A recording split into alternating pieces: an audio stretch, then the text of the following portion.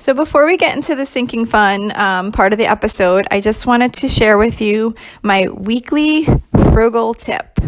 I'm going to try and do this every week, once a week in my frugal topic episode. I'll be doing at least one frugal topic a week, and it'll be kind of like the main episode. I might do some other things in between, but this is the main one. And my frugal tip for this week is making iced coffee at home if you like iced coffee or even regular coffee. If you like to go out and get like Starbucks or like, I don't know, some of the fancy Wawa coffees that you could get behind the counter or anything like that for like a treat, I highly recommend trying to make it at home. I used to get iced coffee from Wawa all the time, and I would get it from Starbucks sometimes too. But then for Christmas, I guess about 2 years ago, my husband bought me like a little pitcher that you can make the iced coffee at home in the fridge. And I do that every day now. And I very, very rarely ever buy it out. It's got to be like a special occasion, or maybe me and my daughters are out shopping at the mall or something like that, which doesn't happen often. But things like that. Otherwise, I make it at home. I get the coffee creamer that I like. You can buy some fun, special little flavorings, or some people have espresso machines. Like, there's lots of different things you could do to make it fun, to make it at home. And it saves so much money rather than having that expense so frequently every week. Related to that too, there's like this new trend with whipped coffee, where, you could look it up online how to make it, but my daughters are really into it now. And you basically I think you whip the coffee and the milk, and then you whip it with a blender. And then I don't know the whole process, but it's kind of like the same type of thing. It's like a fun coffee drink that you can make at home. And it's kind of like something similar like you would get at a Starbucks or like a fancy coffee shop. And it just makes it fun, and it's super cheap. That whipped coffee they make with instant coffee, I haven't actually had it yet, but my daughters were making it with like a cappuccino mix, like an instant cappuccino mix, and it came out really good. So that's my frugal tip of the week. So then we're going to get into the episode. Thanks. So I just wanted to share with you guys my sinking funds in detail as far as the line items that I see for each week. I don't know, maybe it'll be helpful to someone, I'm hoping, just to give yourself some ideas on some things that maybe you haven't thought of that you could be setting aside a little bit of money each week for. If you haven't done sinking funds yet, I seriously suggest trying it. It makes such a huge difference in budgeting and keeping yourself on track just by saving these small amounts every week and setting them aside for the things that don't happen on a regular monthly or weekly basis. It's just such a good feeling to have that money put aside already when it's time to come spend it. And I did a separate episode on sinking funds and why they're so important in your budget, if you're interested in hearing that. But in this episode, I just wanted to kind of talk about what things I'm actually saving up for each week, because I thought maybe it'll help give you some ideas on some things you could be saving up for. So here we go. So I save up for clothes every week for my daughters. They're both in high school. Well, one's in middle school and one's in high school. So I save up an amount every week for them for clothing. That way, when they need something, there's money set aside, and we just pull from that. I don't save up for my son. I do have 3 kids, but I don't save for my son anymore. He's in college now. So if he needs clothes, he works a part-time job and he helps pay for college. So he would just buy his own stuff. So I save each week an amount for the 2 girls, and they know that that's what they have for clothes. And they will, my one daughter especially all the time asks me, Mom, how much is there in my clothing budget? And I tell her, and she might have a shopping cart saved up on H&M or whatever on her phone, and she'll say, do I have enough to buy this cart of clothes? And if she does, I tell her okay, and she purchases it. She does try and since she knows what she has available, she'll try and get me to buy other stuff with it if she doesn't need clothes, like makeup or things like that. But I'm like, no, it's for clothes and that's it. So anyway, so we save up for clothes each week. I save up for birthday gifts. I call it like birthday gifts / other gifts. So I basically list out all of my nieces and nephews and how much I give each of them, and then I list in amounts estimated for like other gifts that the kids might, if they have like a friend, they want to buy them a gift during the year, or maybe at work if they're collecting for like a shower gift or maybe a sympathy basket or something like that. I set aside money for that, and then I also include in that if we might maybe we're going to go out to dinner for like a parent for their birthday or something like that, like for one of our parents, go out like as a family with them. So I set aside money for that too. So I kind of just estimate like what those things might be for the whole year, and then I just set aside a weekly amount to cover those. I also set aside for gas for our truck. So we have like a spare vehicle pickup truck. We have a horse trailer and we have a pop-up camper, so we use it to tow those mostly. So we don't use it like as a regular driving vehicle, so we're not putting gas in it like every single week. So I don't want to get hit with all of a sudden like this $50 gas expense for the week that I wasn't preparing for when we do need to fill it. So I put aside a little bit of money each week, and then that way whenever we need to fill the gas in that truck, it's already set aside. I also do an amount for our veterinary bill. Once a year, the dogs go to the vet and they get all their shots and get like a regular, like their exam, and they get their heartworm pills for the year. So I set aside an amount for that each week so that by time we take them to their next visit, the money's already there. So like basically when they have their visit, I've spent everything that I accumulated for the prior year. And then I immediately start saving that weekly amount again so that when the next visit comes next year, the money's already there. And that's a pretty big bill for the 2 dogs. So it's just really nice to already have that set aside. And the cash is there and I just pay it and I don't feel like, oh my gosh, I just spent this. It's just already there. So it's really good. I save for the kids' haircuts, a very small amount each week, but again, when it comes time and they need a haircut, the money's already there. It's not coming out separately of the weekly budget. I save for Amazon Prime membership because that comes out once a year, and I just save a little bit. So basically, it's the same thing like with the veterinarian. Like as soon as it comes out, all the money was already there for that membership, for that annual membership, and then I'm immediately starting to save again so that by the time the next year comes, I have the full amount set aside. I also save for Bath and Body Works. I think I mentioned this in my episode where I go into a little more detail on the sinking funds and how important they are to your budget. But I save for that every week because they have a semi-annual sale, and I always want to take advantage of it because I like their products, but I don't want to pay full price. So they do, I think it's in like January and then like maybe June or July, they do a semi-annual sale, and I always want to have some money set aside so that I can go stock up on their items at a really good discount. So I save for that each week so that every 6 months I have the money to go shop that sale.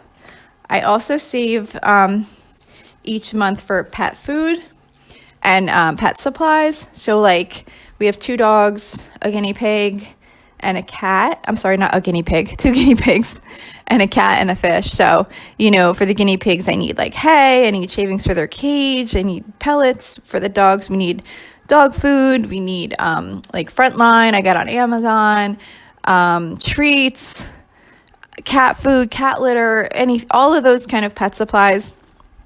I put aside money every week so that whenever the time comes, if I wind up needing to get like cat food, cat litter, dog food, like everything all in one week, I'm not like, oh my gosh, I need to get all this in one week, and now how am I going to pay for everything else? I just put aside that money, and then whatever the timing is when I wind up needing this stuff, there's already the money set aside for it.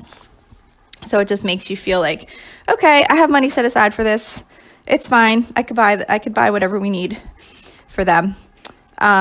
Then I also have, I set aside money for like prescriptions and doctor copays every week. So that same type of thing, like, maybe we haven't had a doctor's visit in like 2 months, and then all of a sudden, all 5 of us go. So I don't have to be like, oh my gosh, all of a sudden I need to come up with all this money for these copays. I've been setting aside a little bit every week. So when we wind up all going, the money's already been set aside and I just pull it from there. I do savings for our kids they have like for rewards, I guess. It's kind of like an allowance. They have like a chore app that they do chores in, and they get money assigned for each chore. So at the end of each week, they've accumulated so much chore money, but they don't always like cash it out. Like each of my kids has checking accounts. So when they want to cash out the chore money, I just kind of like transfer the money to their account. But they don't always cash it out right away because they both also work and get money, for other reasons. And if they don't need the money, they don't always cash it out. So I put aside the equal amount of money each week that they've earned. That way, if say like 6 weeks from now, all of a sudden they decide to cash out, I'm not like taken caught off guard with that. I have the money already set aside for their chores. Then I have a sinking fund for emergencies. So this isn't like an emergency fund. It's just kind of like if something odd comes up in the week that we just weren't expecting. And, it's just a little bit extra to have aside. I'm not at the point yet where I have like a fully funded emergency fund. I'm kind of following the Dave Ramsey baby steps, if you're familiar with those. And we're still in the debt payoff phase right now. So I'm not like fully funding an emergency fund yet, but this is just kind of like for those unexpected things that come up. I save a little bit each week for school supplies. So that way, when it's time to do like the annual school shopping for back to school, we have money set aside for that. And then I also use it throughout the year if, someone winds up needing some folders or an extra notebook or whatever. So school supplies. I save for, I do like something called a hunter pace. It's like a timed horse ride on a trail, like trail riding. We're in a trail riding group. So I save a little bit of money each week so that in the season when we're doing those events, I can pay the fees for signing up for those rides. And then I also have like an annual membership fee. So that comes out of that sinking fund also. Then I save for like horse expense. I actually have 2 sinking funds for the horses just for like regular expense. Their monthly board obviously is part of my monthly budget, but they have like the farrier has to come every 6 weeks to trim their hooves. So I save a little bit each week for that, so that every 6 weeks when he comes, I already have the money set aside to pay him for that service. And then I also set aside just like another small amount if say, I don't know, one of the horses needs a new halter, or one of my horses is on like a supplement, I take the money out of that for her. Things like that. Just any like random things outside of like the board or the vet expenses that we might wind up needing for the horses. Then I do for car repairs. So that includes like oil changes, regular maintenance, and then any like other semi-major repair that we might need. Our truck and our other vehicle all of our vehicles are a little bit older, so sometimes they might need like a kind of a big repair, not like huge, but like those things that come up when you have vehicles that are like 10 years old or whatever. So I save up a little bit for that each week so that if we do have one of those repairs, we have a decent amount of money set aside for it. And then I set aside a small amount for family fun, I call it. It's just like a little bit of money that I set aside each week so that, I don't know, if the kids want to buy like a new board game or they want to go to Target and get snacks to sneak into the movie theater. We always buy our snacks at Target before we go to the movies. Like if the kids want to go see a movie, we'll go see like a matinee because it's cheaper. We'll go to Target, get snacks. So it's money for that, or I don't know, whatever, any kind of like little family fun, that type thing. If the kids want to get like a special drink at like Starbucks or whatever, I just stick aside a little bit of money each week. That way I know it's there. And if there's something small that's fun that we want to do, I'll pull it from that sinking fund. We have a hot tub. So I put aside a small amount of money each week for just like supplies, like if we need to get like bromine or whatever, that's like the chlorine type stuff for the hot tub, or I don't know, anything we might wind up needing for it. It's not a lot, but I just set aside a few dollars each week. That way, once we need it, money's aside and doesn't hurt our weekly budget. And then right now, I'm also saving a small amount for an overnight trip that I'm supposed to do with my sister-in-law and my niece. I don't know if that's happening now because of everything going on with the pandemic, but because a lot of events that were supposed to go on in the summer are being canceled, and I don't even know if it's being delayed or whatever. We haven't purchased the tickets yet, but that's coming up. So I'm hoping that that'll happen, but whatever. I'm setting aside a small amount of money each week because I know that's coming, and I wanted to have money set aside because I'll need to chip in for a hotel, and we'll be going out to dinner and whatever else, like the cost of the tickets and things like that. So I always try and do sinking funds like that too, for any things like that, like something out of the normal that I know is coming up, that I don't want to have all of a sudden this big expense the week when it happens. Because those things always throw you off budget. At least they have always done for me. And I never am successful in recouping it. Like I used to in the past try and be like, okay, well, we came in over $100 this week, so next week I'm really going to try and come in under budget and spend a lot less on food, or I don't know, just try everything I possibly can. And it just seems like such a challenge. I've never really been successful in recouping when you have those like really big hits in one week that you weren't planning for. So it's so helpful to try as much as you can to save a little bit each week for these types of things that are coming up. So like in addition to the things I said, like some things that I might just like all of a sudden randomly add in, like I said, the trip with my sister-in-law and my niece, you know, maybe like this year before the pandemic happened, my one daughter was going to have an 8th grade dance. My other daughter was supposed to have the junior prom. So like I knew we were going to need dresses. They were going to want to get their hair done, get their nails done.